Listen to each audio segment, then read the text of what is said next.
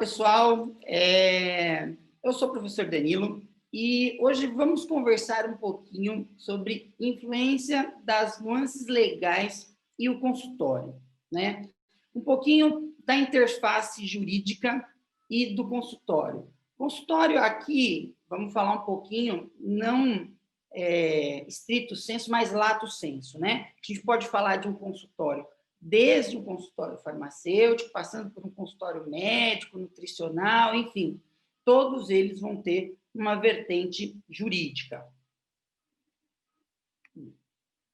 Bom, só para vocês me conhecerem um pouquinho, meu nome é Danilo, eu sou farmacêutico, né, advogado, mestre e doutor em farmacologia pela Unicamp, e participo de algumas comissões na OAB e sou advogado atuante na área de direito médico. Então, eu sempre gosto de colocar um pouquinho desses dois, porque de direito e saúde, porque eu acho que é uma formação, na nossa formação base, às vezes falha um pouquinho, às vezes por questão de tempo, né? Os nossos cursos são muito longos.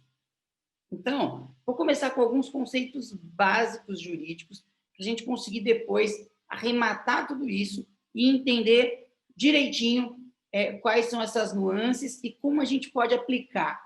Eu acho que o mais importante é a nossa aplicabilidade do direito dentro do consultório. Vamos lá. Então, a gente tem alguns conceitos dentro da nossa Constituição Federal, né, que são garantias e liberdades. Então, a gente tem que ter em mente que alguns direitos nossos não são indisponíveis, né? A gente não pode dispor, né? A gente tem que... Esses direitos eles são resguardados e nós temos que executá-lo, fazê-lo, né? Então, por exemplo, né, para esse autor Canutilho, né, a noção de conceito ideal de Constituição, a nossa Constituição ela é formal, ela é escrita, né? Então, ela tem garantias e liberdades, e esse documento, né, toda a gente fala em documento, ele visa garantir para a gente um direito, né? Eu brinco, eu falo, a gente sai na rua, a gente vai, por exemplo, para uma aula, vamos pensar numa aula, né? A gente vai numa aula porque a gente tem a garantia de que ninguém vai bater na gente, de que ninguém vai fazer nenhum mal para a gente. Então, por isso que a gente, às vezes, fica à vontade numa sala de aula assistindo, né, um curso.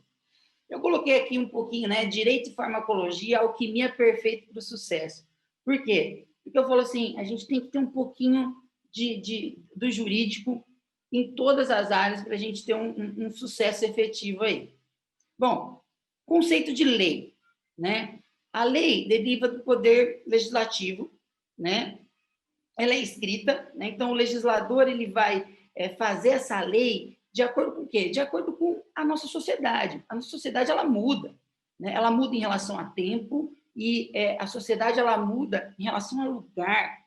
Vejam só, um exemplo, né? Se a gente pegar...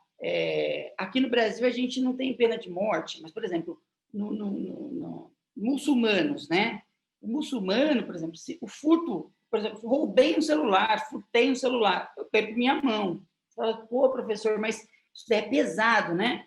É pesado para nós, né? Mas para eles, isso daí já está disposto, né? Isso daí já tem uma lei prévia que está falando, querido, se você fizer isso, vai acontecer isso. E isso que é a lei. A gente tem que ter descrito o que vai acontecer caso eu faça aquilo, né? Isso ampliando para um plano muito maior, mais grave, né? E qual que é o objetivo dessas leis? É manter o equilíbrio social, né? A gente tem que ter esse equilíbrio social e essas garantias sociais, né? Que vai fazer com que nós sejamos respeitados.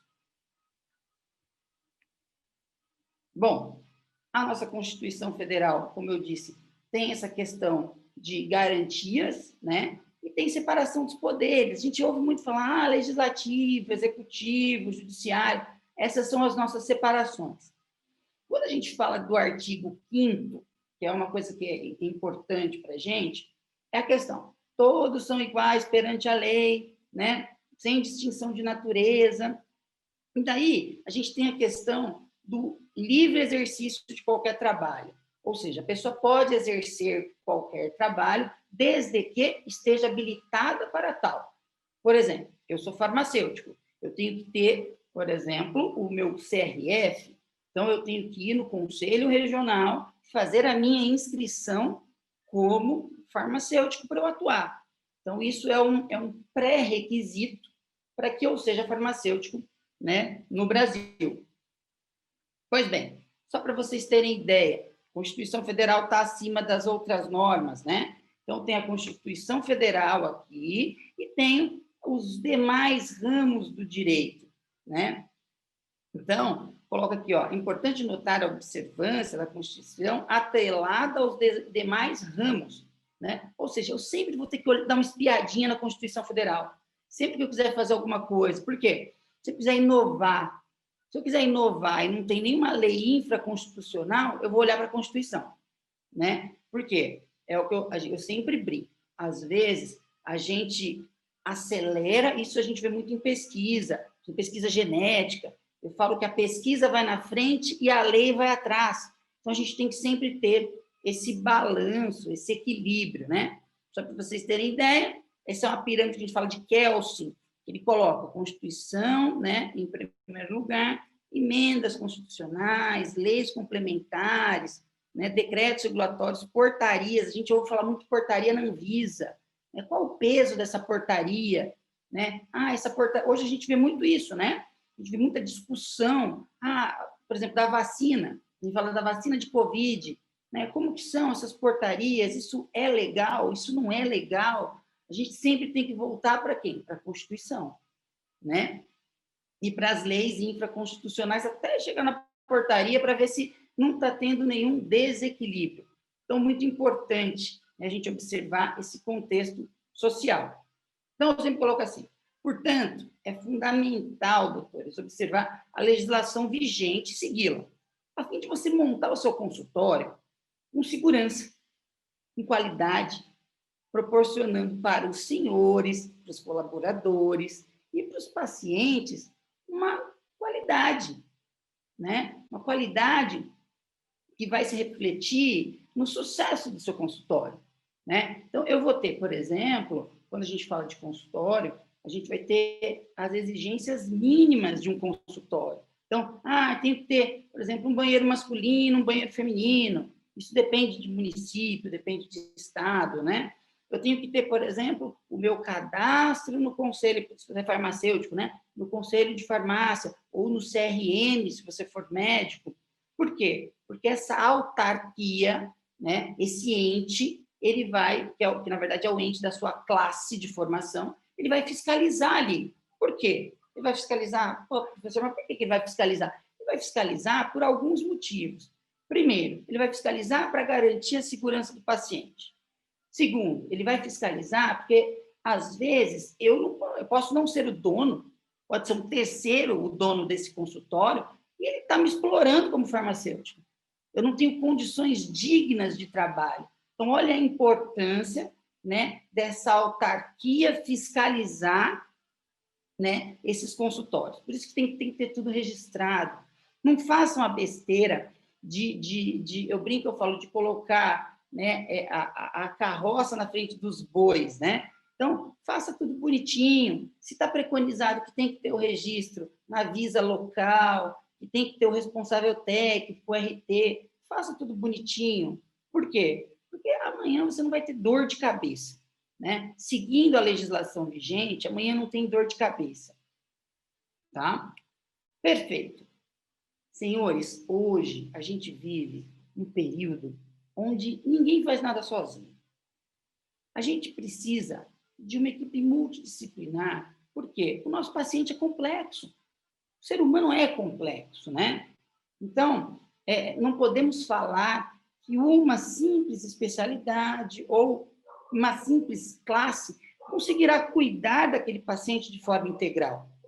Para que eu consiga cuidar desse paciente de forma integral, eu tenho que ter o médico, eu tenho que ter o farmacêutico, enfermeiro, psicólogo, nutricionista, ou seja, o paciente ele está num centro onde as demais especialidades, os demais profissionais vão tratar desse paciente a fim de reestabelecer de forma plena a saúde desse paciente, né? Então, a gente tem que fazer isso, por quê, senhores? Porque, vejam só, olha como é importante. A partir do momento que eu tenho uma equipe multidisciplinar, eu consigo discutir com cada um, eu consigo fazer com que cada um, dentro da sua especialidade, dê a sua opinião e consiga melhorar um pouquinho a qualidade de vida, e cada um melhorando um pouquinho a qualidade de vida daquele paciente, ele vai conseguir restabelecer a saúde, voltar à sociedade, voltar às suas atividades, ao seu trabalho. E, obviamente, né, para nós que somos profissionais de saúde, é uma gratidão enorme ver esse paciente entrando no nosso consultório, né, às vezes ruim ou sem uma solução para a sua saúde, debilitado, sem condições de trabalhar ou de fazer qualquer outra atividade, e depois de 2, 3 meses, dependendo do paciente, 1 ano, sair e falar assim, olha, chegar no consultório e falar assim, doutora, eu estou excelente, valeu muito a pena vir aqui. Eu falo que esse feedback não tem preço, não tem preço. A gente fica muito grato quando a gente vê isso, né? Aí, o que eu sempre falo? Da questão de prescrição farmacêutica. Agora, puxando um pouquinho para o lado do farmacêutico, né? A farmacologia, né, ela é ministrada em diversos cursos de saúde. Eu mesmo ministrava farmaco para psicologia, para fisioterapia, para farmácia, para medicina. Só que assim, senhores, vejam, ninguém melhor do que o farmacêutico para entender de medicamento, né? Médico entende medicamento? Entende. Mas ele tem, às vezes, 1 ano de farmacologia. Ele não tem química farmacêutica, ele não tem química geral, então ele não sabe como essas moléculas vão estar agindo efetivamente no corpo daquele paciente, né? Então, assim, ninguém melhor para o farmacêutico para entender como que são esses medicamentos, como está tendo essa interação medicamentosa, ela é fármaco-fármaco, essa interação medicamentosa, ela é fármaco-nutriente, essa interação medicamentosa, ela é por conta de algum polimorfismo genético da própria pessoa, né? Então, entender isso é muito importante. Por isso, mais uma vez, reforço a importância da equipe multidisciplinar, né? Então, aqui, por exemplo, a gente tem 2 resoluções, né, que permite o farmacêutico fazer o atendimento clínico e também prescrever medicamentos isentos de prescrição, né, os que a gente chamava antigos MIPs, né, que é a 585 de 2013 e a 586 de 2013, né? Embora nós tenhamos essas RDCs, ainda há um número pequeno de profissionais que aderiram e que fazem isso, o que faz com que nós tenhamos uma fatia grande do mercado. Por quê? Porque é muito importante, senhores. A gente vê que o paciente, às vezes, ele quer sair do consultório com prescrição. E é uma coisa que a gente vai discutir daqui a pouquinho. Se esse paciente, desde a primeira consulta, tem que sair com prescrição, o que vocês acham? Né? Então, o que eu falo isso porque isso era a minha prática clínica, né? Eu faço isso no consultório quando eu atendo. E, assim, eu acho que essa sequência é uma boa sequência. Óbvio, cada um precisa adequar a sequência à sua realidade. Eu entendi, e, assim, isso é muito de time, é muito de experiência, que essa sequência, para mim, é interessante. Mas, para vocês, às vezes, é melhor uma outra sequência, né? Então, o que eu vejo? Faço uma anamnese farmacêutica, né? Vejo a questão de adesão ao tratamento, vejo a questão de automedicação inadequada, porque todo mundo tem aquela vizinha que acha que aquele medicamento é bom, então toma também, que vai ser bom. Só que não necessariamente vai ser bom para você, né? Questão de eventos adversos, né? Uso apropriado desses medicamentos, né? E apropriados, a gente vai ver um pouquinho mais para frente, questões cinéticas, questões de dinâmicas, né? Será que esse paciente, a patologia base permite ele usar aquele medicamento, né? Recomendação de medicamentos que não exigem receita médica, né? Isso o farmacêutico pode fazer. Mas o que eu falo? Quando tem alguma interação medicamentosa, gente, não tenham medo de ligar para o prescritor. Liga para o médico, doutor, olha, a paciente ou o paciente fulano de tal, é paciente do senhor, também é meu paciente, né? Eu percebi aqui que ele está com uma interação medicamentosa, tal, tal, tal, e dá a literatura para o médico. Será que o senhor pode alterar esse medicamento para esse medicamento? Porque vai ser melhor. Então, assim, já mostra a solução. Por quê? Não jogue para o médico só o problema. Você tem que jogar para o prescritor já a análise e já o que ele tem que fazer é substituir. Eu nunca tive muitos problemas com prescritores, pelo menos aqui em São Paulo, né? Eu sempre mostro para ele com a literatura qual é a interação, qual é o problema, e ele vai sempre olhar se aquilo é melhor para o paciente. Como o objetivo de todos é proporcionar uma recuperação mais eficiente e melhor para esse paciente, não há o que se falar em contrapor, né? Se a gente tem literatura, a gente está vendo que aquilo está sendo ruim, o médico, sem dúvida, muda, tá? Realizar a interação, as intervenções farmacêuticas, né? E emitir o parecer farmacêutico, ou seja, um prontuário, que é o que eu falo. A gente, às vezes, não tem tanta familiaridade, mas é muito importante, inclusive juridicamente. Eu vou comentar um pouquinho sobre isso depois, né? Solicitar exames laboratoriais no âmbito de sua competência profissional, com a finalidade de monitorar a farmacoterapia.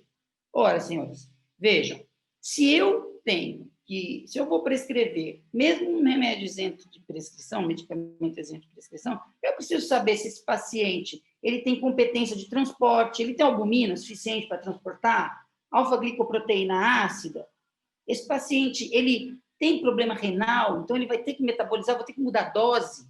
Olha só, como está o fígado desse paciente? Então, assim, ele tem anemia, esse medicamento ele pode fazer algum arraste ali hematológico.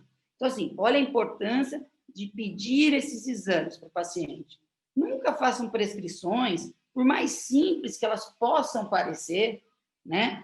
Sem ter um arsenal de medicamentos, de exames, desculpe. Sem ter um arsenal de exames e uma anamnese bem feita. Por quê? Você tem que saber se tem alergia, tem que saber se já teve alguma anafilaxia. Então, tomem muito cuidado na hora de fazer essa prescrição e se resguarde. Vocês vão ouvir bastante falar essa palavra, resguarde juridicamente, né? Então, próximo passo, avaliar esses exames, né? Com instrumento para individualização terapêutica, porque eu falo, de nada adianta você ser farmacêutico, farmacologista, se você não individualizar a terapêutica do paciente. Isso é prescrição pronta, você acha em qualquer lugar. Agora, individualizar essa prescrição, saber o que aquele paciente consegue aderir ou não aderir, o que aquele paciente vai topar fazer, porque, gente, não adianta a gente prescrever um monte de coisa se o paciente não topa tomar cápsula. Ah, não, você toma cápsula, tal hora, tal hora, tal hora. Ah, tá bom, vai para casa e não toma.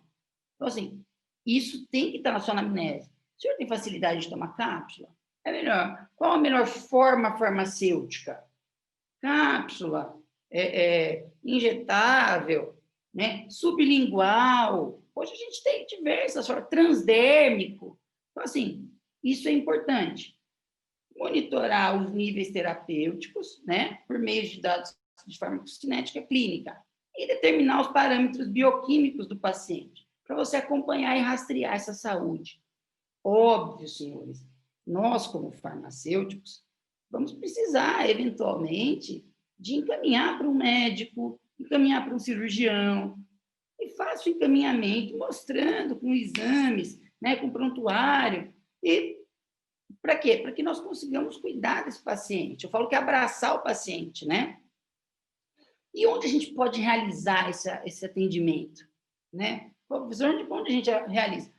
Esse atendimento a gente pode fazer isso em hospital. Obviamente, os hospitais têm critérios próprios de farmácia clínica, né? Unidade básica de saúde, recentemente a gente teve algumas normativas de SUS que permite isso, né? Na própria farmácia ou no seu consultório. Ainda hoje no Brasil, assim, um tanto quanto mosca branca falar de consultório farmacêutico, mas isso precisa ser disseminado e, assim, tem adesão. Eu sempre falo que é um mercado rico, é uma fatia do mercado interessante e uma fatia que é possível você ajudar muito o próximo, né? Essa questão, eu sou muito altruísta, eu acho que essa questão do ajudar o próximo é fundamental. E na farmácia clínica, no consultório, você ajuda demais. Por quê? Muitas coisas que o paciente, às vezes, tem vergonha de perguntar ao médico, ele pergunta para você, ele sana a dúvida com você,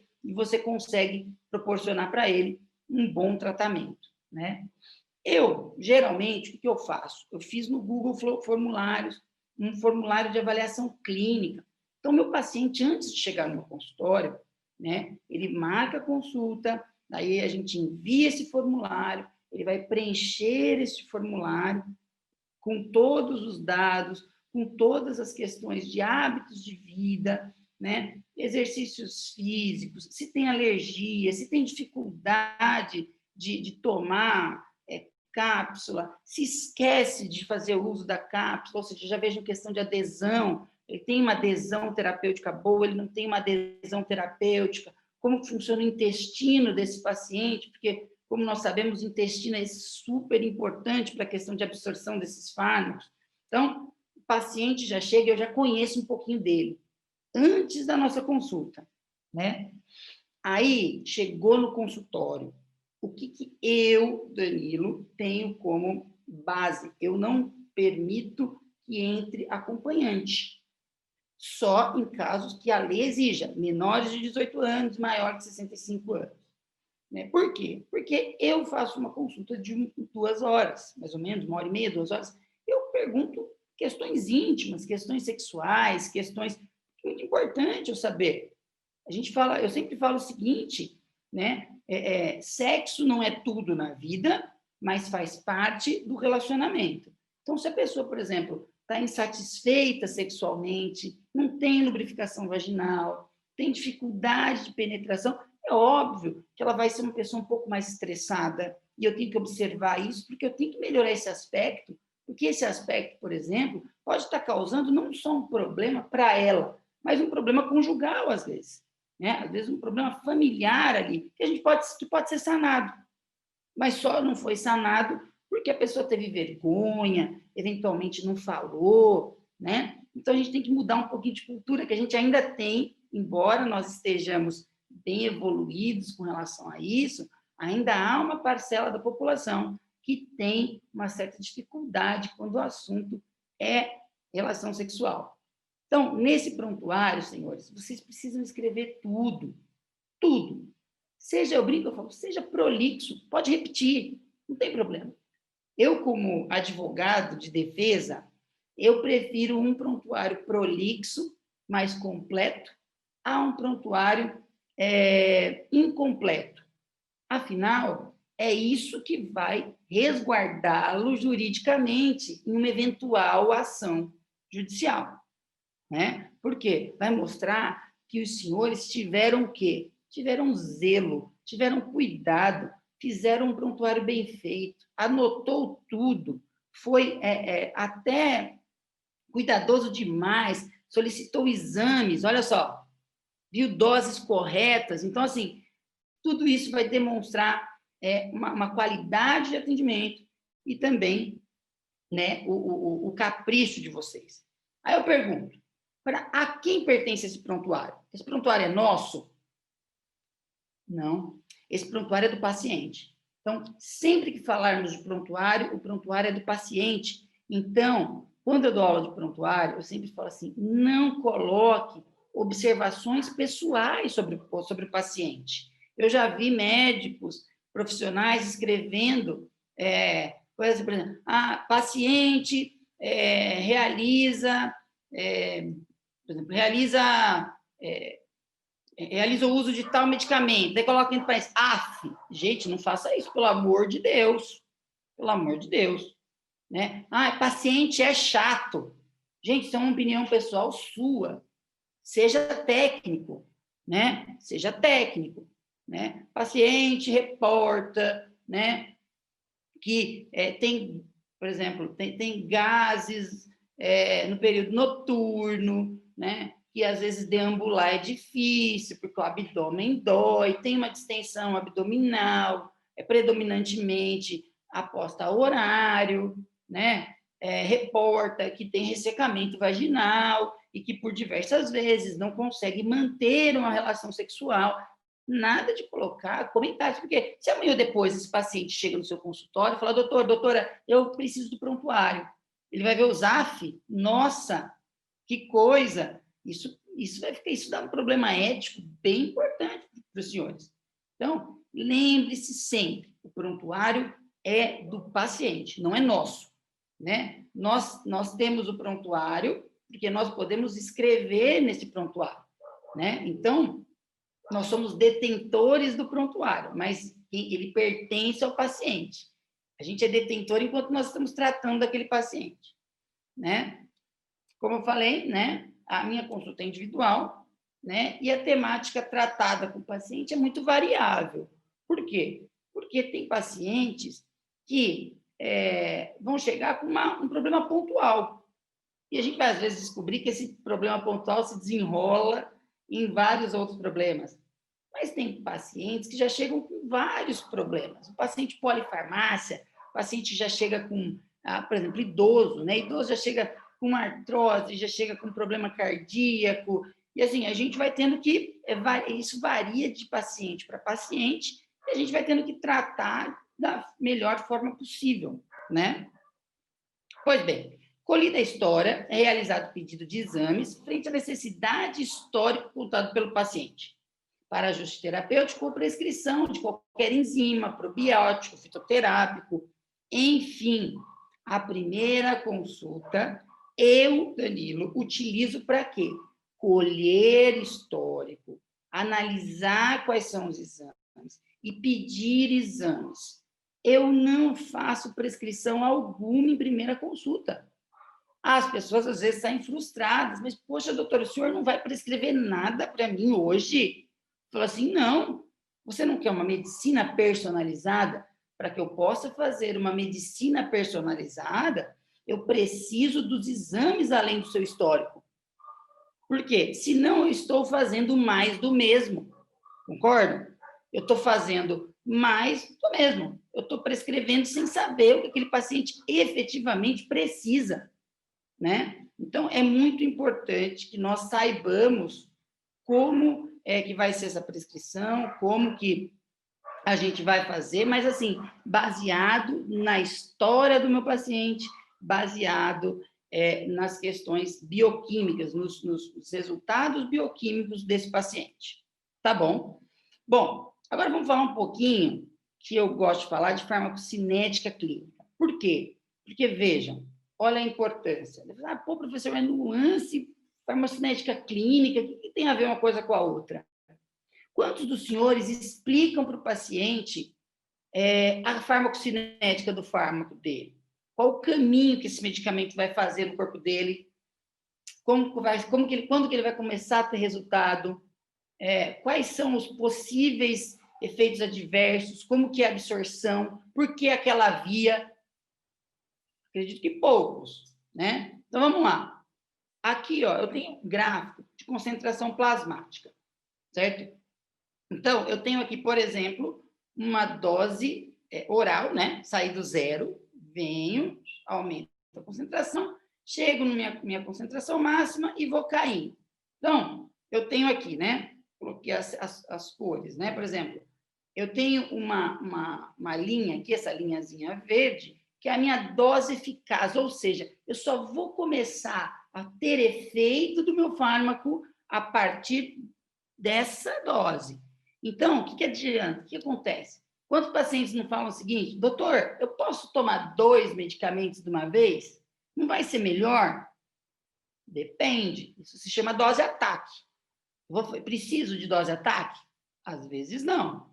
Às vezes eu preciso de tempo, né? Porque farmacocinética é tempo. Então, não necessariamente. Você fala assim, olha, querido, não dobre a dose. Porque a gente vai lembra da questão da janela terapêutica, que é o rosinha? A janela terapêutica, o que, que é? Janela terapêutica é a concentração plasmática segura para aquele fármaco. Se eu subo muito isso daqui, o que vai acontecer? Eu estou colocando em risco o meu paciente. Estou fora da janela terapêutica, certo? Se eu desço dessa janela, abaixo de uma concentração aqui, eu não estou sendo eficaz. Entendeu? Então, eu tenho que estar dentro dessa janela terapêutica. Nem acima, pois eu vou estar entrando numa dose de toxicidade, e nem abaixo, porque eu vou estar em subdose, né? E não vou estar tendo o efeito que eu gostaria, tá? Tem o pico, né? Em um tempo, em horas, eu vou fazer o meu pico plasmático, tá? Depois eu vou ter o decaimento, né? Vou terminar o meu efeito, enfim. Essa é um pouquinho de cinética, só para vocês relembrarem, rememorarem de como que é a farmacocinética clínica. Agora, os conceitos básicos, a gente já vai rememorando e lembrando o que tem que falar para o paciente. Tempo de meia-vida, o que é? É aquele conceito fácil, né? Que a gente lembra. É o tempo necessário para a concentração do fármaco cair pela metade, né? Daí, vai falar, pô, professor, tá, caiu pela metade. Caiu pela metade, já não tem mais efeito dele? Não. Lembra das aulas de farmaco. Para eu sumir com os efeitos do fármaco, eu preciso de 6 tempos de meia-vida. Lembra que o decaimento é uma constante, né? Então, é derivada integral. A gente tem que fazer uma constante de decaimento, né? Então, tempo de meia-vida vai cair pela metade. Agora, eu pergunto para os senhores, fatores endógenos influenciam no tempo de meia-vida? Influenciam, né? Uma pessoa que metaboliza lento, ou uma pessoa que tem uma esteatose hepática, certo? Lembrando que o nosso fígado é a nossa usina, né? Metaboliza aqueles medicamentos, os medicamentos que são mais lipofílicos, mais gordurosos, né? Porque todo medicamento tem que ter um pouquinho de gordura para ultrapassar as membranas, né? Então, lembrando que as nossas membranas são de bicamada lipídica, então os medicamentos têm que ter um teor lipídico, né? Se o meu fígado, por exemplo, ele tem uma esteatose, ou eu tenho uma ascite, né? Um aumento desse líquido, né, abdominal ali, eu vou ter interferência nesse tempo de minha vida? Sem dúvida, eu não vou metabolizar. Problema renal? Também, né? Problema cardíaco, insuficiência cardíaca, uma ICC, uma insuficiência cardíaca congestiva, que eu vou estar diminuindo chegada desse medicamento no sítio-alvo, enfim. Então, olha só como é importante, de caso a caso, a gente orientar esse paciente. Olha, fulano, como você tem esse problema no seu fígado, esse medicamento ele vai ficar mais tempo no seu corpo. Então, ao invés de você tomar ele a cada 2 horas, você vai tomar ele a cada 4, né? Mas explicar para o paciente o que esse tempo de meia vida tem a ver com ele, né? Aqui eu coloquei, por exemplo, metabolismo, né? A gente pensar aqui, ó, um captopril, né? O tempo de meia vida é 2 horas. Então, ó, tenho 50 nanogramas por ml, cai para 25, 12,5, 6,5, 3,125, enfim, é isso que é meia vida. Tem que explicar para o paciente. Por quê? Porque o paciente, ele vai querer tomar os medicamentos. Vocês sabem disso. Então, ele pode, será que tomar? Você fala assim, ó, querido, você pode tomar depois aqui, vamos lá, que eu eliminei 93%. Vamos lá, pode tomar depois de 2, 4, 6, 8, depois de 10 horas, vai. Depois de 10 horas você pode tomar um outro medicamento que eventualmente interagiria aqui, né? Então, assim, isso é importante o paciente saber, né? Porque você garante, é o que eu sempre falo, muitas pessoas chegam no meu escritório e falam assim, doutor, eu não estou processando esse médico, ou esse dentista, esse profissional, porque ele errou. Errar é humano, mas ele não me deu assistência. Quer melhor assistência que isso, senhores? Não tem. Explicar o que o medicamento faz no corpo da pessoa, por que ele está tomando aquilo e o que está fazendo. Você não vai ter problema, né? Lembrar da questão do volume de distribuição, lembra? O VD, né, que é uma grandeza, né, para um determinado fármaco. Ou seja, a gente leva em conta um volume teórico, leva em conta o paciente de 70 quilos, tal, e você pode levar em conta o seu. Mas olha que importante, eu coloquei aqui porque, ó, quantidade de droga e concentração. Por quê? Gente, hoje as prescrições, a maioria, é o quê? Mesma coisa para todo mundo. Isso é correto? Não. A gente tem que personalizar. Tem pessoas que vão eliminar mais rápido, vão eliminar mais lento. Então, assim, como que eu garanto que ele vai ter eficácia daquele fármaco? Só quando eu sei exatamente, né, como que são esses hábitos desse paciente, como que está a bioquímica dele, como que é a adesão terapêutica dele, se ele pula, não pula. Olha só quantos fatores são preponderantes para que nós tenhamos sucesso na terapêutica. E não tenhamos processos jurídicos. Por quê? Porque quando você está fazendo isso no consultório, os senhores estão totalmente dando atenção para esse paciente. Esse paciente vai se sentir abraçado, acolhido. Nossa, o doutor fulano de tal me explicou tudo tão bem explicadinho, né? Olha só, volume de distribuição vai variar de acordo com peso, idade, sexo e doença, que a gente falou até agora. Ou seja, eu preciso personalizar, eu preciso individualizar a minha terapêutica, né? Vamos lembrar da biodisponibilidade. O que é biodisponibilidade? Né? Propriedade do fármaco se refere à fração de droga administrada que se torna disponível no local de ação. Ou seja, eu quero que o meu fármaco tenha ação no cérebro. Quanto desse 100% de medicamentos que eu dei vai conseguir ultrapassar a barreira hematocefálica e chegar no cérebro e fazer efeito? Isso é biodisponibilidade.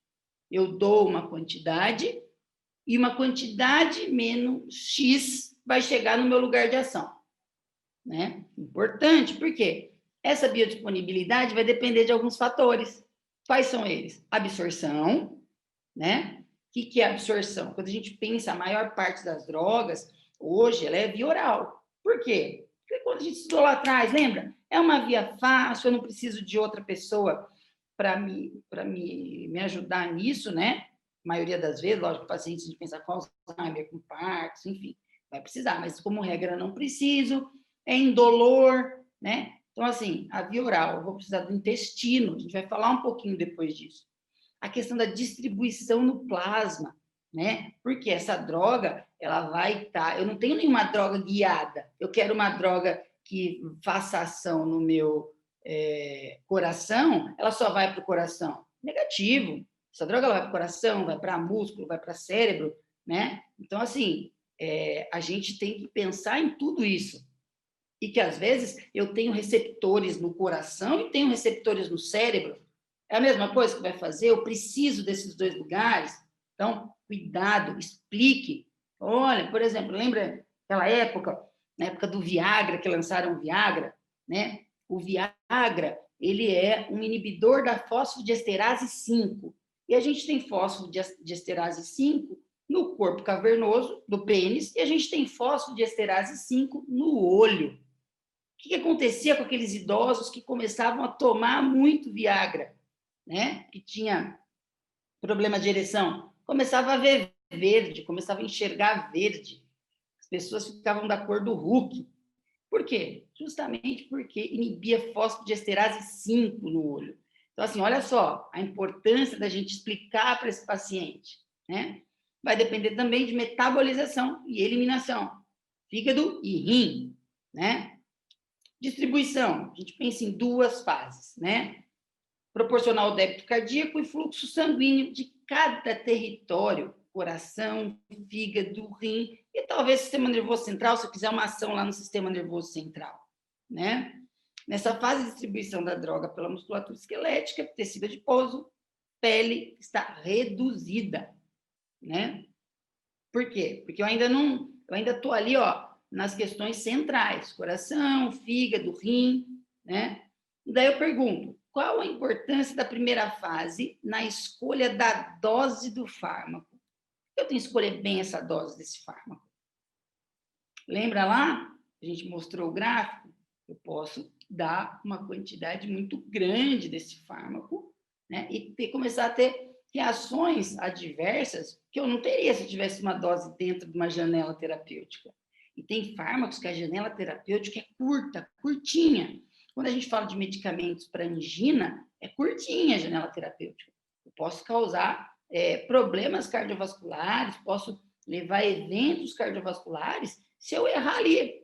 Né? Tanto que a gente brinca, a gente fala que esses fármacos são os digitálicos, a gente fala que a digitalização deveria ser feita em hospital, embora hoje não seja. Então, a dose é muito importante. A gente tem aquela máxima antiga, né? Que a diferença entre o veneno, né, e o remédio é a dose. A gente sempre tem que tomar muito cuidado com dose, sempre dentro da faixa eficaz, porque não adianta a gente dar para baixo, mas nunca próximo da dose máxima recomendada. Né? A gente tem as DDRs, que é a dose diária recomendada. Nessa segunda fase, a gente vai depender do quê? Distribuição vai depender da lipofilicidade. Lembra que eu falei que ela tem que ser lipofílica, que ela tem que ser um pouco oleosa, para passar as membranas, porque as membranas têm bicamada lipídica. Então, aí depende dessa lipofilicidade.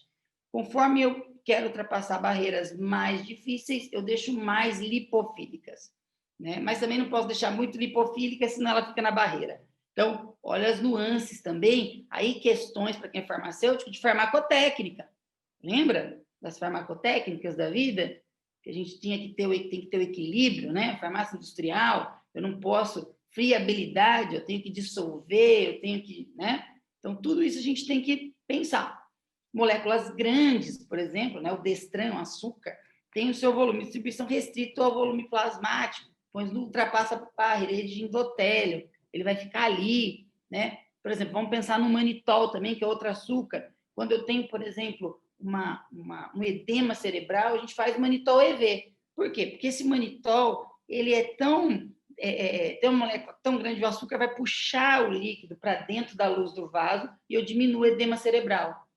O manitol a gente usa também, né, quando a gente vai fazer colonoscopia, muito usado ainda no Brasil, embora já em outros países não sejam tão usados, porque eu posso aumentar a questão de fissura intestinal, porque ele gera gases, né? Mas qual que é o mecanismo? O mesmo, é uma molécula de açúcar grande, quando chega no intestino, eu puxo água para a luz do vaso. Se eu puxo água para a luz do vaso, eu causo uma diarreia importante, né? Aí eu pergunto para os senhores, eu consigo mensurar a proteína plasmática em exame? Opa, consigo. Quem são as duas proteínas que mais transportam, né? E tem as alfa-globulinas, tal, mas as que mais transportam é a albumina e a alfa-glicoproteína ácida. Pede para o paciente, pede. Não tem problema se pedir exame.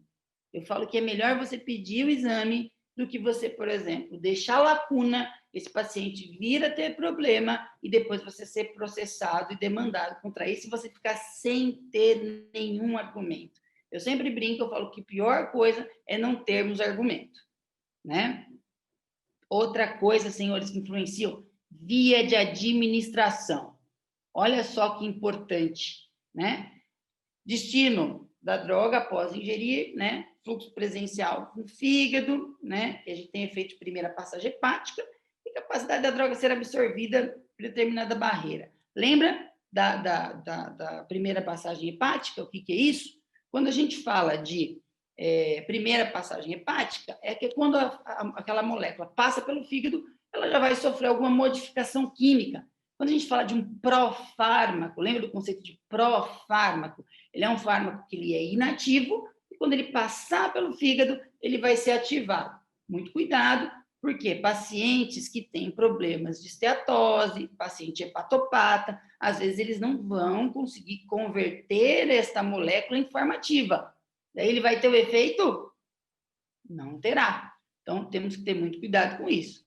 Né? Então, vamos variar. Olha o tanto de vias que nós temos. E o paciente é obrigado a saber disso? Não. Nós temos que informá-lo.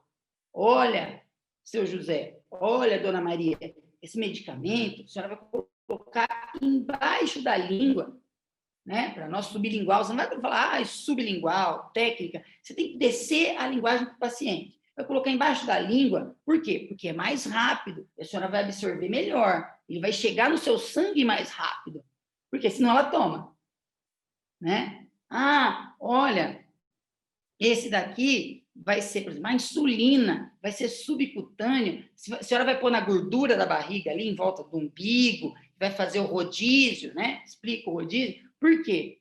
Porque eu quero que essa insulina vá entrando no sangue da senhora bem devagarzinho. Então, assim, veja só, a linguagem tem que ser acessível. Não adianta falar assim, olha, a senhora, lógico, dependendo da classe, né, da pessoa, mas eu acho que todo paciente você tem que ir explicando o mais esmiuçado possível. Olha, a senhora fará uma injeção subcutânea, porque a via subcutânea é uma via lenta e contínua, e é interessante para essa insulina ser absorvida. Não, o paciente já está cansado, ele não é técnico. Então, assim, explique da melhor forma possível para esse paciente, né? Tem via inalatória, que é super rápida, né?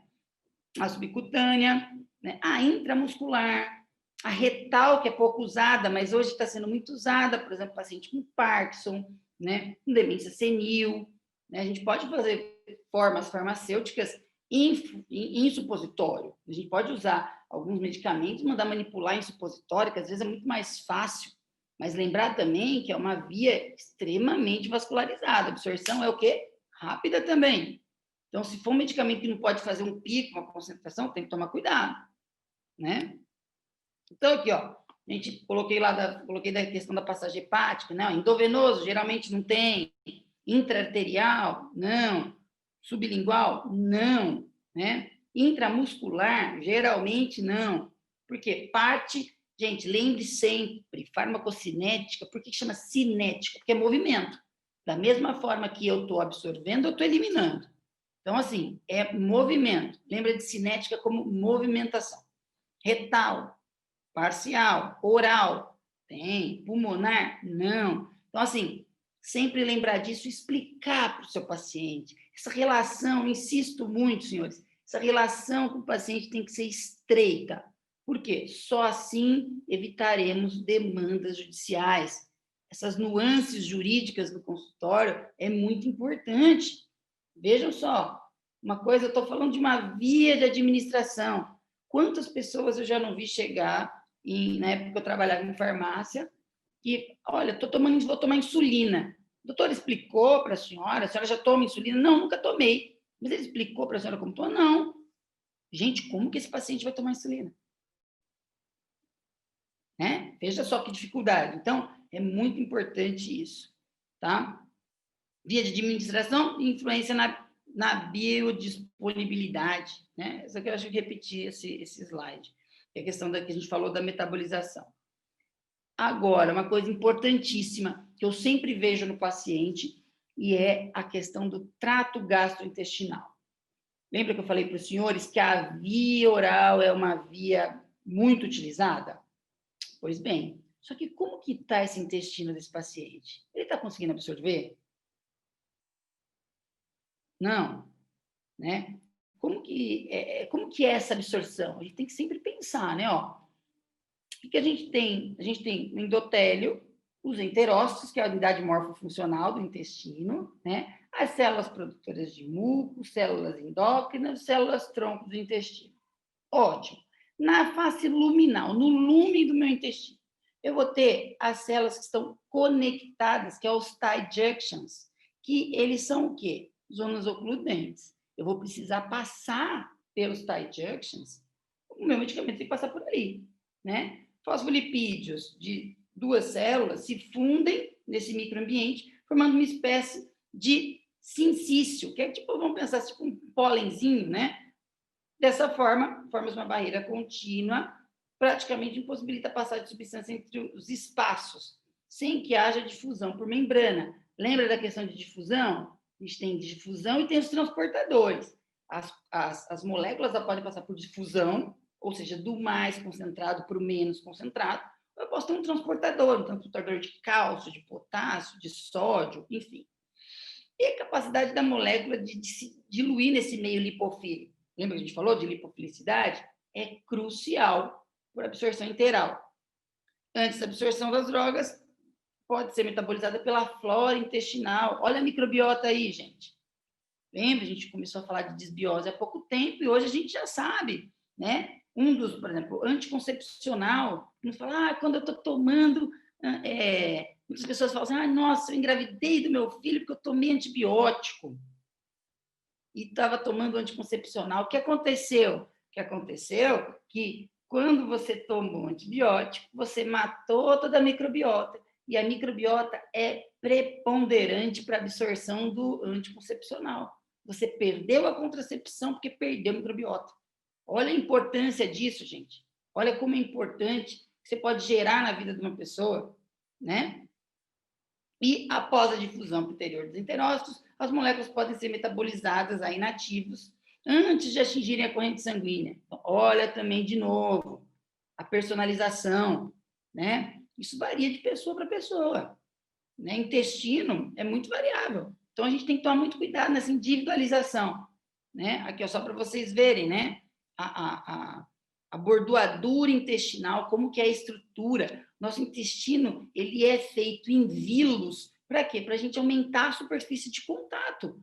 Essa é a ideia. E a gente tem que explicar para o paciente, olha, dona Maria, a senhora vai tomar aqui, via oral, pela boca. Por quê? Porque no intestino você vai absorver, vai ser melhor para a gente absorver. Se a senhora conseguir tomar, vai ser melhor, mas vai falando como que tá, qualquer coisa a gente muda também. Então, assim, sempre seja sincero com o seu paciente, porque a gente evita demanda judicial, gente, e escreva tudo isso em prontuário. Oriento, dona Maria, que tá pronto, você está resguardado, tá? Aqui, epitério de borda escovada, né? Grande superfície, leva uma absorção mais eficiente.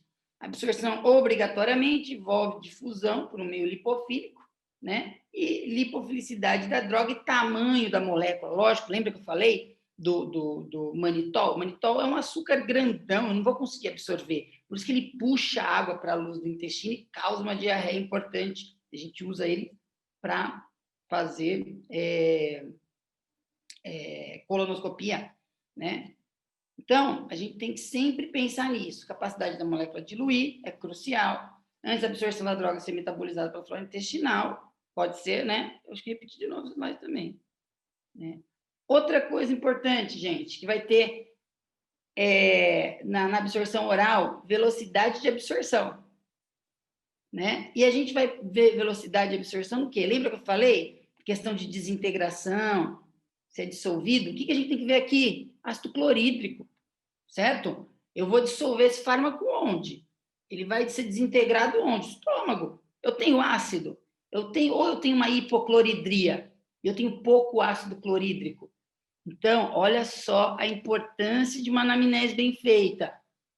E de você escrever tudo isso. Por quê? Porque depois, senhores, olha só, é muito fácil o paciente falar que os senhores são incompetentes. Se ele não fez a coisa certa, ou às vezes, tipo, vocês serão, entre aspas, incompetentes, você não orientar direito. Né? Por quê? Eu preciso orientar. Olha, tá doendo estômago? Por que tá doendo estômago? Pede um coprológico funcional, vê como que está a questão de ácido clorídrico desse paciente, entendeu? Então, a gente tem que sempre ir escrevendo muito, deixando esse prontuário robusto e orientando de fato. Essa é a nossa missão dentro da clínica. Exame, senhores. Nunca deixe de pedir exame por conta de plano. Por quê? Porque depois a responsabilidade jurídica será de vocês. Percebam a gravidade disso? Eu não peço exame, eu prescrevo fitoterápico, porque fitoterápico não faz nada. Opa, peraí, veja bem, temos interações gravíssimas entre fitoterápicos, entre fitoterápicos e anticoagulantes. Então, assim, nunca pensem dessa forma, não. Porque a gente tem interação grave, isso tem que ser analisado, sim. Fitoterápico é uma chave importantíssima para a nossa terapêutica. Hoje a gente utiliza fitoterápico dos mais diversos e temos resultados eficientes, mas novamente, esses medicamentos, esses fitoterápicos, essas enzimas, elas têm que ser guiadas e personalizadas. E sempre jogando a real para o paciente, porque é isso que ele quer de você e que ele almeja dos senhores como profissionais. E, para a gente fechar isso daí, o que é esse aspecto jurídico dentro da farmácia clínica? É isso que a gente discutiu até agora. Eu dei como exemplo a farmacocinética, né? Que é a questão da gente explicar para esse paciente como que esse medicamento vai agir, como ele vai se movimentar no corpo desse paciente.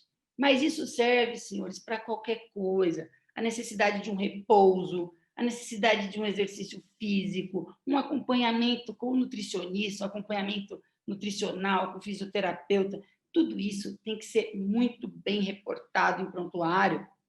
Para quê? Para que você não seja surpreendido, os senhores não sejam surpreendidos com uma ação judicial por não negligência, talvez negligência, mas assim, negligência ou imprudência, né? Porque perito vocês são, né? Vocês têm capacidades, né? Porque as modalidades de danos, de responsabilidades, são essas: negligência, imprudência e imperícia. Imperícia eles não vão poder alegar, porque peritos os senhores são, poderão prescrever, mas negligência e imprudência pode ser, né? É uma negligência não falar, é uma imprudência. Não foi prudente não avisar o paciente sobre o efeito adverso, não foi prudente não fazer um prontuário mal feito, né? A prudência é orientar de forma adequada, né, sobre os efeitos adversos, sobre a questão da individualidade e fazer um prontuário bem feito. Só assim vocês conseguirão evitar demandas jurídicas, conseguirão trabalhar no consultório tranquilamente, obtendo sucesso, né, e garantindo para o seu paciente uma melhora em prognóstico e uma qualidade de vida que outrora ele não tinha. Então, pessoal, era mais ou menos isso que eu tinha para falar para vocês, né? Agradeço muito o convite, né? E poder aqui falar um pouquinho para vocês da minha experiência clínica e jurídica. E estou à disposição por e-mail, depois vamos disponibilizar Instagram. E pode entrar em contato, a gente vai conversando, porque eu acho que isso é muito importante. Temos que fomentar isso na sociedade, né? O conhecimento ele não pode ficar retido, ele precisa ser passado para frente. Então, desejo a todos uma excelente semana de estudos e tudo de bom. Um grande abraço.